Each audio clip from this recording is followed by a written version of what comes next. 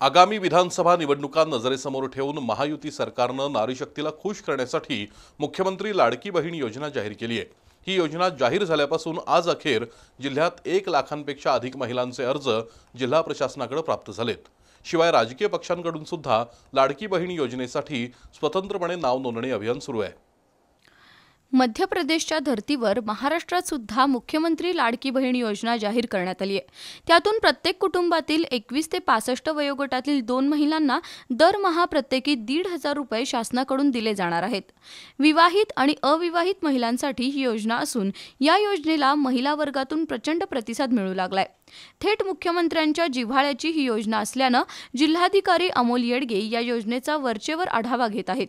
आज अखेर या योजनेसाठी 57,631 ऑनलाईन तर 88,470 ऑफलाईन असे एकूण 1,56,000पेक्षा अधिक अर्ज आले आहेत, अशी माहिती जिल्हाधिकारी अमोल येडगे यांनी दिली। ग्रामीण भागात लाडकी बहीण योजनेच्या यादीचं चावडी वाचन होणार असल्याचंही येडगे यांनी स्पष्ट केलं।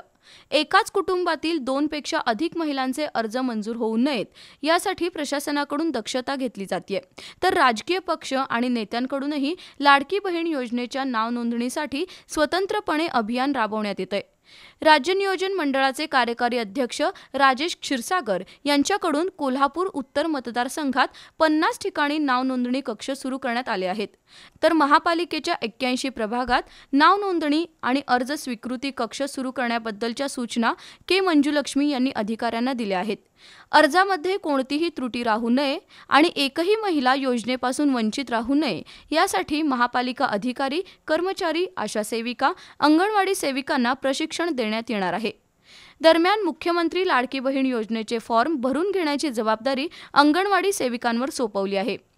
तर हॉकर्स जॉईंट ॲक्शन कमिटी आणि आर्य श्रमिक संघटना यांनी अंगणवाडी सेविकांना मदत करण्यासाठी पुढाकार घेतलाय। एकूणच मुख्यमंत्री लाडकी बहीण योजना यशस्वी होण्यासाठी संपूर्ण शासकीय यंत्रणा सक्रिय झाल्याचं दिसून येत आहे।